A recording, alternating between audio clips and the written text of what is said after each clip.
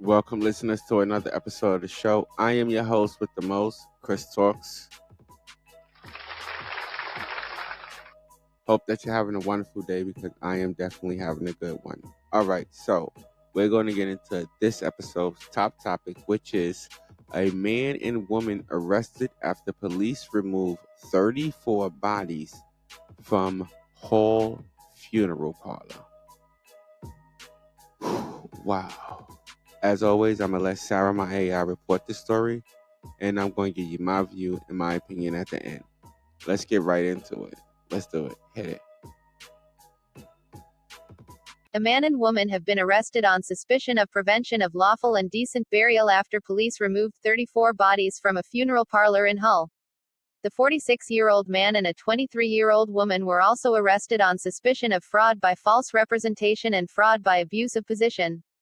Humberside Police said, concerns were raised earlier this week about storage and management processes relating to care of the deceased, at Legacy Independent Funeral Directors, a chain of 3 funeral parlors.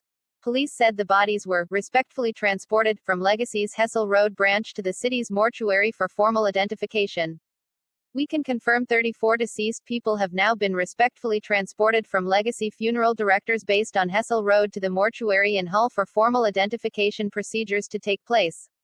ASSTCH Cons Tom McLaughlin said. Since the report on Wednesday, the 6th of March, cordons remain in place at all 3 Legacy Independent Funeral Directors' premises. A helpline has been set up for anyone worried about their loved one's treatment at the funeral director. The dedicated phone line remains open and has received over 350 calls from concerned members of the public since Friday. We continue to encourage anyone who has used Legacy Independent Funeral Directors and has concerns to call us. Each call we receive is being carefully handled and delicately assessed by a specialist team to ensure we have a thorough understanding of each family's circumstances. We will get back to each and every one of you as soon as we can. Families affected continue to be supported by family liaison officers at what we appreciate as an extremely distressing time for all involved. These officers are also working closely with our partners to ensure that families are provided with the most appropriate care and support for their personal circumstances whilst our investigation continues. All right, so this particular episode is bringing us to the UK. I know some of y'all be like, where the heck is Hall? I never heard that. This particular episode is bringing us to the UK. All right, drop my horn so I could do what I do. Wow. I mean, man, this is kind of crazy because this is a 46-year-old man and a 23-year-old woman. Now, what they're really being accused of is the mishandling of deceased bodies. That's what they're being accused of. Now, and further into our investigation, we found out that the premise, what is it called? Hall? I hope I'm saying it right. Hall? Like U-Haul. Yeah, like Hall. Okay. Like Hall. Okay, this funeral home has only been in business for about 10 years. As far as the reports go, they have not been really too many reports about too many bad reports about this funeral home. This took place at about 3 a.m. in the morning. 3 a.m. Okay, so now the Hall, am I saying it right? I hope I'm saying it right. Okay, so the Hall police was apparently they got a phone call from somebody over the concerns of the care of the deceased bodies. So that is what brought the police to the funeral home, and as they responded to the reports of this whoever called them, as they responded, more than one vehicle responded, but then multiple vehicles was then called after police officers seen the conditions of the bodies and how they were being kept. So that's like sort of what basically happened. Now it did take the Hall police about a week to respond to this because somebody made this report, and then about a week or so later, uh, the police pulled up. I guess they obtained a warrant to go in. 2 cops pulled up, and then 50 more pulled up.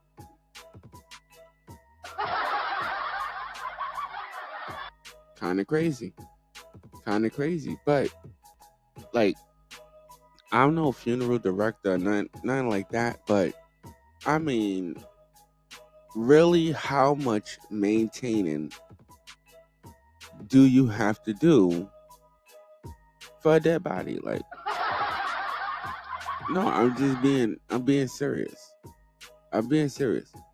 How much maintaining do you have to do for a dead body? Bruh. I mean, assuming after somebody passes away or something like that, the funeral home is probably like the last stop.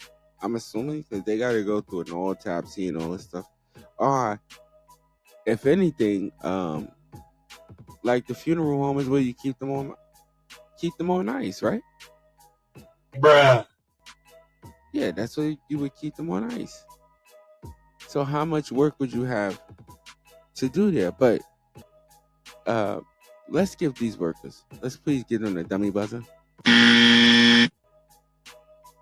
And not just the workers. Let's give the director the dummy buzzer.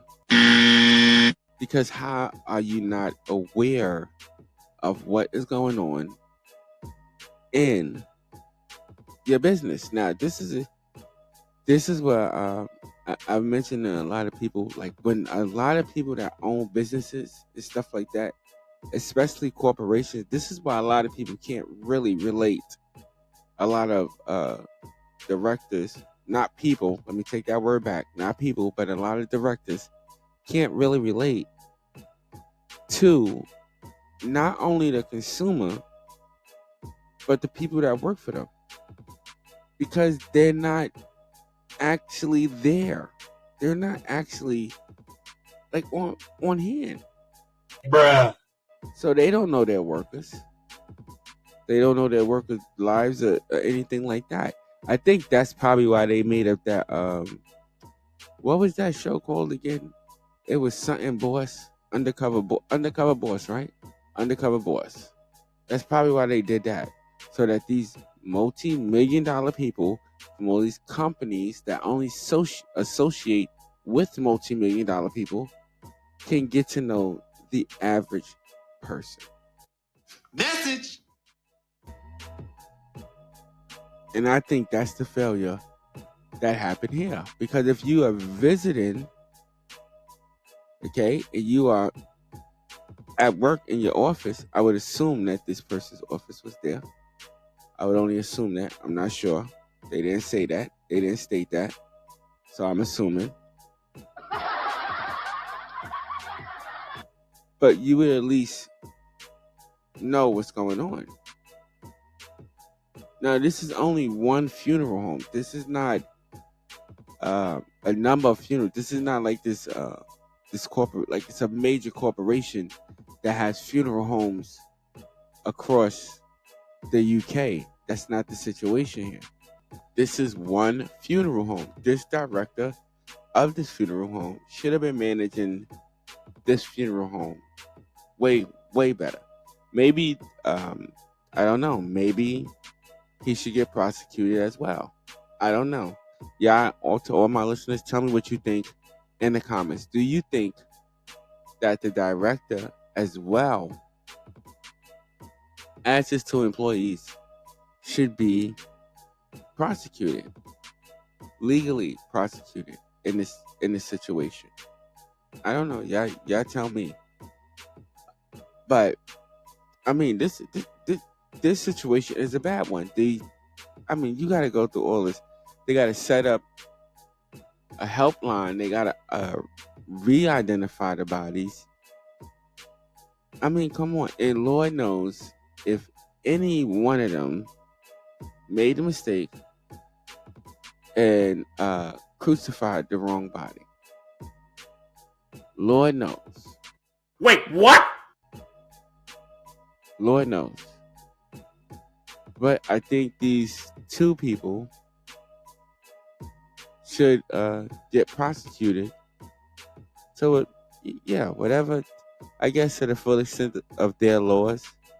But I'm not going to say the full extent of their laws because I don't know their laws. I don't know how extreme the laws is in the UK for defamation of a body like that.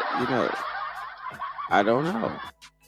It could be real sick. That could be like that could be death. And who know how they do it? They might they might drop that.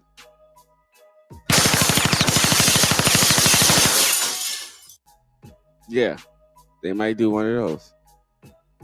Bruh. Who knows? I don't know.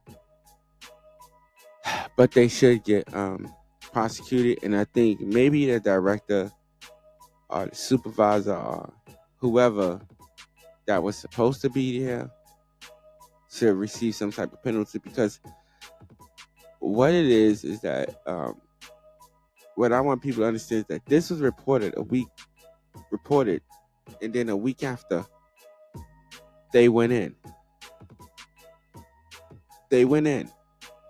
You see the two cars pull up, and then the little video. Well, it's a little video clip, but we're not going to play the video clip. But you can see like it's two cars pull up, and then you see a whole bunch of cars just pull up after that. So I'm going to assume that this was a raid, and the fact that they had stated that it was reported, and then a week afterwards they went into there. All right, check it out. I'm going to read one of the comments from this real quick. Let's hit that. This is the utmost disrespectful thing that a funeral home can do. Yes, it is. The departed deserves much better than what they have to put. Aim the family's throat. Yeah, I can agree with that. They are putting these families through a lot. Not only do these people have to bury their families. I mean, well, not bury their families, but not only did these people have to endure the death of their families. Let me take that. Yeah, the death of their family members. But now the funeral home has messed it up. They're not taking proper care of the deceased. Now, I don't know how much money is invested in burying people in the UK. But I could tell you what, in America, it is pretty expensive. Bruh. So I can imagine it's probably pretty expensive in the UK too. Bruh. So, I mean, like, come on, what's wrong with these people? That they don't know what they're doing. Do these people have to have degrees to go through this?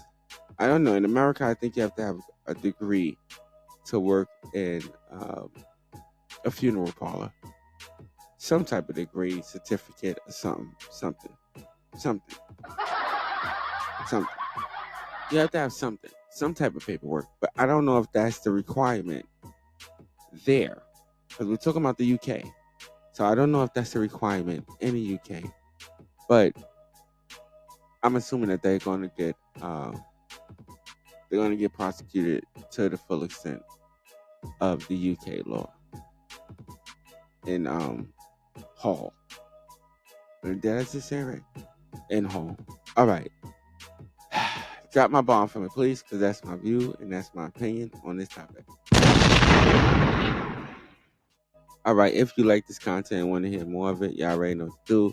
Hit that subscribe, like, and feel free to comment and share. I want to thank all my listeners for tuning in. You could have been anywhere else in the world, but you are here with me, and I so appreciate that. Also, stay blessed and not stressed. Until next episode, folks, I'll see y'all later.